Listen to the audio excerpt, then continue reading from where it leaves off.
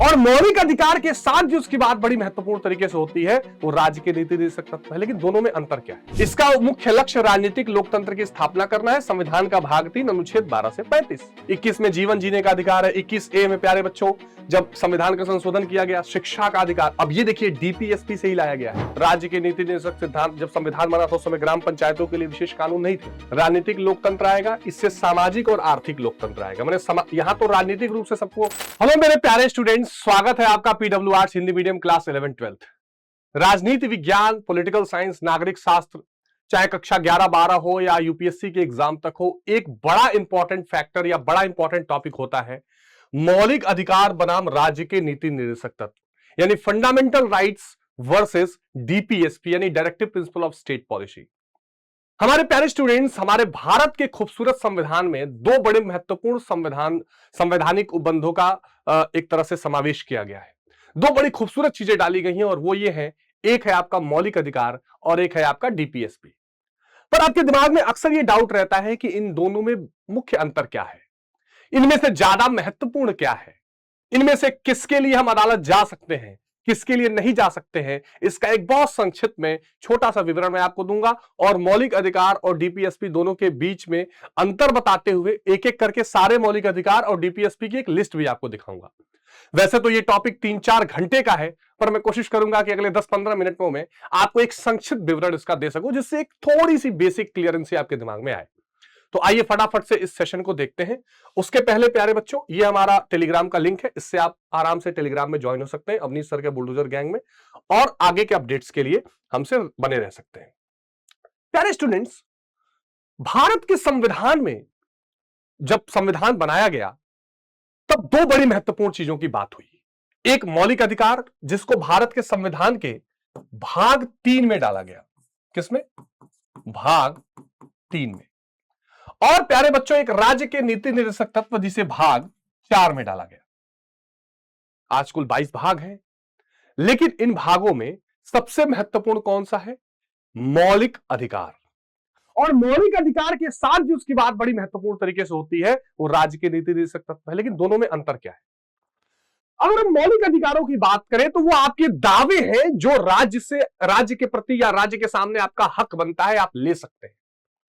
वो आपका दावा है जिसे राज्य को देना ही पड़ेगा, जिसमें बहुत सारी चीजों पर राज्य पर रोक लगाई गई है और बहुत चीजें करने की आजादी आपको दी गई है। एक तरह से एक सीमा बांधी गई है राज्य के लिए। जब अधिकारों की हम बात करते हैं तो राज्य से मेरा अर्थ है सरकार के लिए, प्रशासन के लिए एक दायरा बांधा गया है कि देखो भाई, लोगों के हक, लोगों के दावों में इसके आगे तुम नहीं घुसोगे, इससे ज्यादा छेड़छाड़ नहीं करोगे। वो है आपका मौलिक अधिकार। वहां पर राज्य को सीमित किया गया है, सरकार की शक्तियों को सीमा में बांधा गया है कि सरकार मनमानी ना करे। एक तरह का नकारात्मक आजादी है आपको, एक तरह का नकारात्मक कार्यवाही है कि सरकार ये नहीं कर सकती, ये नहीं कर सकती, यहां आपको नहीं छेड़ सकती, यहां परेशान नहीं कर सकती।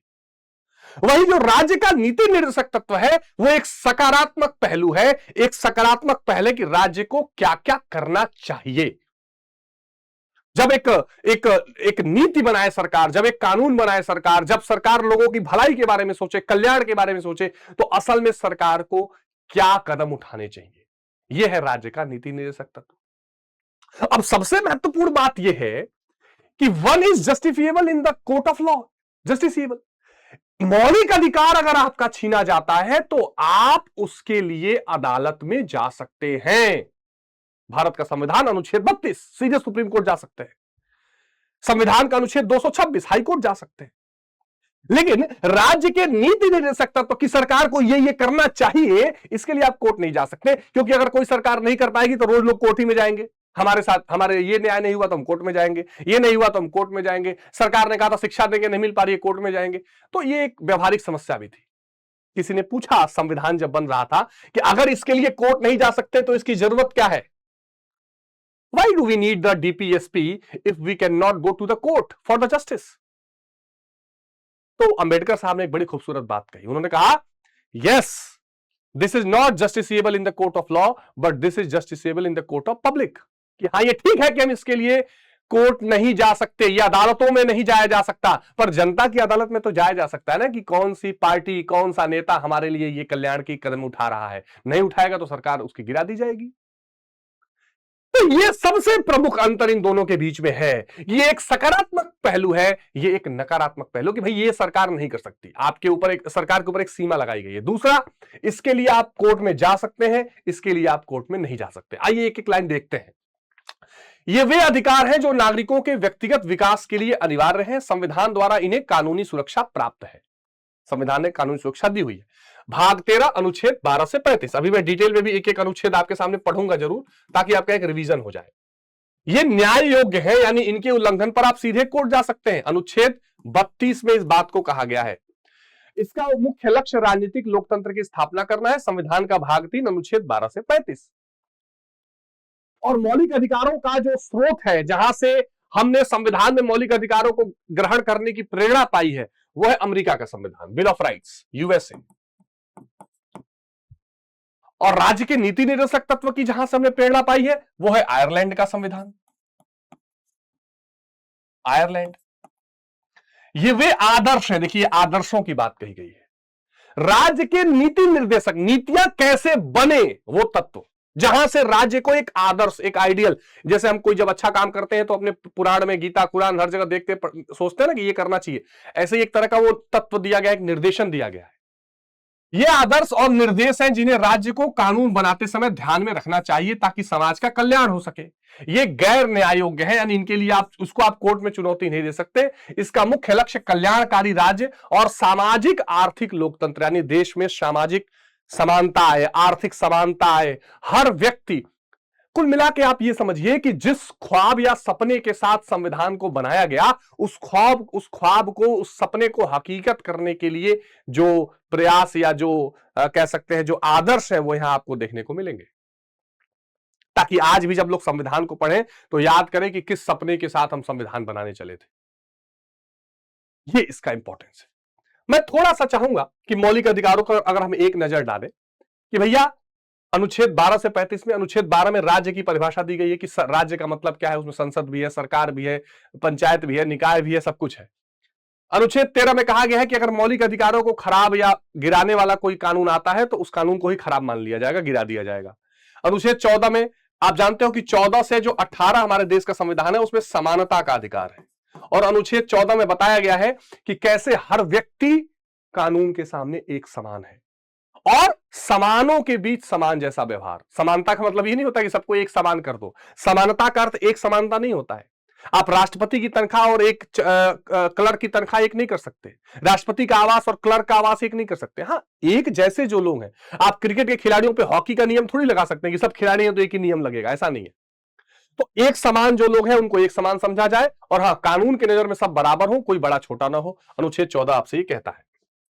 15 में कहता है भाई कि हम किसी तरह का भेदभाव नहीं करेंगे जाति, लिंग, जन्म स्थान के आधार पर। अनुच्छेद 16 में कहता है सरकारी नौकरियों में सबको अवसर की समानता होगी। इसी 16 में आगे जाकर आपको आरक्षण की भी व्यवस्था की गई कि जो बहुत कमजोर होगा उनको थोड़ा आगे बढ़ाने के लिए कुछ विशेष प्रावधान कर दिया जाएगा। अस्पृश्यता यानी छुआछूत का अंत अनुच्छेद 17 में दिया गया है। उपाधि, कोई सेना या शिक्षा को छोड़कर कोई उपाधि नहीं होगी कि राय बहादुर हैं, हम मालिक साहब हैं, ये कोई उपाधियां नहीं होंगी। स्वतंत्रता का अधिकार, आप जानते हो कि 19 से 22 के बीच में स्वतंत्रता है, और 19 का कहता है कि भैया बोलने की, सम्मेलन करने की, संघ बनाने की, कहीं घूमने फिरने की, कहीं रुकने की, कोई भी व्यापार करने की स्वतंत्रता होगी। अनुच्छेद 20 में कहा गया है खुद के खिलाफ कोई गवाही नहीं दिलवाएगा। एक कानून, एक ही जुर्म के लिए बार बार सजा नहीं दी जाएगी। कोई पीछे से कानून बनाकर किसी को सजा नहीं दिया जाएगा। ये सब डिटेल में आप मौलिक अधिकारों में पढ़ेंगे। 21 में जीवन जीने का अधिकार है। 21A में प्यारे बच्चों, जब संविधान का संशोधन किया गया, शिक्षा का अधिकार। अब ये देखिए डीपीएसपी से ही लाया गया है। राज्य के नीति निर्देशक तत्वों में था कि सबको मुक्त शिक्षा मिलनी चाहिए, वहीं से प्रेरणा लेकर प्यारे बच्चों संविधान का संशोधन करके अनुच्छेद 21A डाला गया, और 6 से 14 साल के बच्चों के लिए जो शिक्षा है उसे मौलिक अधिकार बना दिया गया। इसके अलावा अनुच्छेद 22 में बताया गया है कि कैसे आपको वकील मिलना चाहिए, है ना, क्या आपको 24 घंटे के अंदर गिरफ्तारी के बाद पेश करना चाहिए, आपको बताया जाना चाहिए कि आपको क्यों गिरफ्तार किया जा रहा है। अनुच्छेद 23 में कोई मानव व्यापार को रोका गया है। 1924 में बाल मजदूरी को रोका गया है ना। अपने धर्म को मानने, आचरण और प्रचार करने की स्वतंत्रता अनुच्छेद 25 में दी गई है। धार्मिक मामलों के का प्रबंधन आप कर सकते हैं। 27 में कोई विशेष धर्म की अभिवृद्धि के लिए आपको टैक्स चुकाने की, कर लगाने की स्वतंत्रता है। शिक्षण संस्थाओं में धार्मिक शिक्षा या धार्मिक उपासना में उपस्थित होने की स्वतंत्रता है। ठीक है। अल्पसंख्यक जो कम संख्या के लोग हैं वो अपने हितों के संरक्षण के लिए भाषा, लिपि और संस्कृति को बचा सकते हैं। अनुच्छेद 30 में शिक्षण संस्थाओं की स्थापना और प्रशासन करने का, जो अल्पसंख्यक लोग हैं उनको अपने शिक्षण संस्थानों को बनाकर स्थापित करके प्रचार प्रसार कर सकते हैं। ठीक है, ये 31 नहीं 32 होगा बच्चों। अनुच्छेद 32 में जो है, ठीक है, अनुच्छेद 32 में ये संवैधानिक उपचारों का यहां पर दिया गया, मैंने यहां लिखा हुआ है कि यदि आपका प्यारे बच्चों कोई मौलिक अधिकार छीनता है तो आप सीधे सुप्रीम कोर्ट जा सकते हैं, और सुप्रीम कोर्ट रिट जारी करती है, जैसे बंदी प्रत्यक्षीकरण, परमादेश, निषेध, अधिकार परीक्षा, उत्प्रेषण, इस तरह के रिट जारी करती है ताकि प्यारे बच्चों आप क्या कर सके, अपने मौलिक अधिकारों को लागू करवा सके। अनुच्छेद 33, अब इसके बाद 35 तक जाता है सशस्त्र बलों को लेकर। इसके अलावा जैसे मान लीजिए मार्शल लॉ लगेगा तो वहां पे मौलिक अधिकार छीना जा सकता है ना। प्रभावी बनाने के लिए कानून बनाने को संसद दिया गया है अनुच्छेद 35 में। तो 12 से 35 में विशेष करके जो 14 से 32 हैं वो आपका मौलिक अधिकार मुख्य रूप से बताते हैं। और इन मौलिक अधिकारों की विशेषता यह है कि यदि ये लागू ना हो तो आप सीधे सुप्रीम कोर्ट जा सकते हैं। जबकि मैं राज्य के नीति निर्देशक तत्वों के बारे में भी थोड़ा सा आपको बताना चाहूंगा प्यारे बच्चों, कि ये 36 से 51 तक आते हैं, जिसमें फिर राज्य की परिभाषा वही जो मौलिक अधिकार में होगी। नीति निर्देशक तत्व को लागू होना, ये न्यायालय में इसके लिए आप नहीं जा सकते हैं। लोक कल्याण के विवृत्ति के लिए सामाजिक, आर्थिक और राजनीतिक न्याय सुनिश्चित करना। ठीक है। इसके अलावा सभी नागरिकों को आजीविका पर्याप्त साधन करने का अधिकार, भौतिक संसाधनों का स्वामित्व और नियंत्रण इस प्रकार से जिससे आम जनहित में भला हो, धन का उत्पादन, साधनों का संकेंद्रण, रोकना कि एक आदमी के पास ही धन ना जाए, समान कार्य के लिए समान वेतन, इस पे भी कानून बनाया गया है। ठीक है। रक्षा और शोषण से बचाओ, समान न्याय, निशुल्क विधिक सहायता, यानी सबको जो है कानूनी सहायता निशुल्क मिले। ग्राम पंचायत, देखिए इससे प्यारे बच्चों ये बहुत पूछता है कि राज्य की नीति निर्देशक सिद्धांत, जब संविधान बना था उस समय ग्राम पंचायतों के लिए विशेष कानून नहीं थे।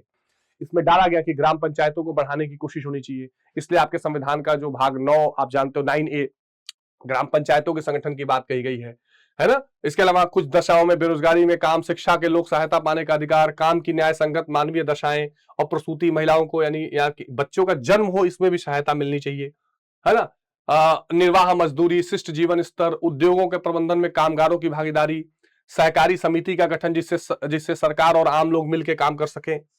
आपके दिमाग में कोई बात आ रही है? वो बात यह है कि ऐसी ऐसी चीजें डाली गई हैं जो सीधे आम जनता को छूती हो। महिला बीमार है तो बच्चा कैसे होगा, पढ़ने कैसे जाएगा, पर्यावरण को कैसे किया जाए, कैसे जो है वेतन किसी के साथ भेदभाव ना हो, बिल्कुल बेसिक बेसिक जो आम नागरिकों से संबंधित चीजें हैं वो यहां पर इसमें डाली गई है कि सरकार इसका ध्यान रखे। एक समान नागरिक संहिता हो, सबके लिए बराबर कानून हो, बाल्यावस्था देखभाल और शिक्षा हो, अनुसूचित जाति जनजाति और अन्य कमजोर वर्गों के लिए आर्थिक हितों की अभिवृद्धि हो, पोषण स्तर, जीवन स्तर सुधारने के लिए लोक स्वास्थ्य का सुधार करना, कृषि और पशुपालन का संगठन, पर्यावरण का संरक्षण, ये भी बड़ा पूछा जाता है 48A में, पर्यावरण का संरक्षण, उसको बचाना। ठीक है। राष्ट्रीय महत्व के स्मारक को संरक्षित करना, कार्यपालिका से न्यायपालिका का पृथककरण, यानी कहीं भी कार्यपालिका न्यायपालिका में हस्तक्षेप न करे, अंतरराष्ट्रीय शांति और सुरक्षा को बनाए रखना। ये हमारे प्यारे बच्चों विदेश नीति से जुड़ा हुआ है। ये हमारे किससे जुड़ा हुआ है? विदेश नीति से जुड़ा हुआ है, अनुच्छेद 51। ठीक है। तो ये प्यारे बच्चों जो राज्य के नीति निर्देशक सिद्धांत है, ये एक तरह का आईना दिखाते हैं कि सरकार को ऐसा काम करना चाहिए। मैंने यहां पर एक और अंतर बता दिया है कि देखिए, मौलिक अधिकार को आप वाद योग यानी कि बहस कर सकते हैं कोर्ट में, इसमें कोर्ट में कोई बहस नहीं होगी। राजनीतिक लोकतंत्र आएगा, इससे सामाजिक और आर्थिक लोकतंत्र आएगा। मैंने यहां तो राजनीतिक रूप से सबको हक मिलेगा, यहां सामाजिक और आर्थिक रूप से भी बराबरी मिलती है। ये नकारात्मक है, राज्य को सीमित करता है कि ऐसा मत करो। ये सकारात्मक है, राज्य को निर्देशक देता है कि ऐसा करो। इन्हें कानूनी मान्यता प्राप्त है, इन्हें नैतिक मान्यता है, लोगों के निगाहों में है कि कौन सी सरकार इसको लागू कर रही है कि नहीं कर रही है। तो मैंने आपको एक बेसिक समझ दी है कि जो राज्य का नीति निर्देशक सिद्धांत है वो नैतिक मान्यताओं के साथ राज्य को निर्देशित करता है कि ऐसा ऐसा सकारात्मक कार्य करिए, और जो मौलिक अधिकार हैं वो कहीं ना कहीं राज्य की को एक सीमा में बांधते हैं कि आप ये गलती मत करना, यहां हस्तक्षेप मत करना, यहां कोई विशेष प्रावधान मत करना, इनको समानता देना, इनकी समानता मत रोकना, इनको आजादी देना। ये बेसिक अंतर है जिसके लिए आप सुप्रीम कोर्ट या हाई कोर्ट भी जा सकते हैं। तो मुझे उम्मीद है कि एक बेसिक समझ इस पर बनी होगी। आपको ये दोनों पॉइंट कैसे लगे कमेंट में जरूर बताइएगा, और किस मुद्दे पर आप चाहते हैं कि मैं वीडियो बनाऊं वो जरूर आप कमेंट करिएगा। मिलते हैं अगली वीडियो में। अपना बहुत ध्यान रखिए। जय हिंद।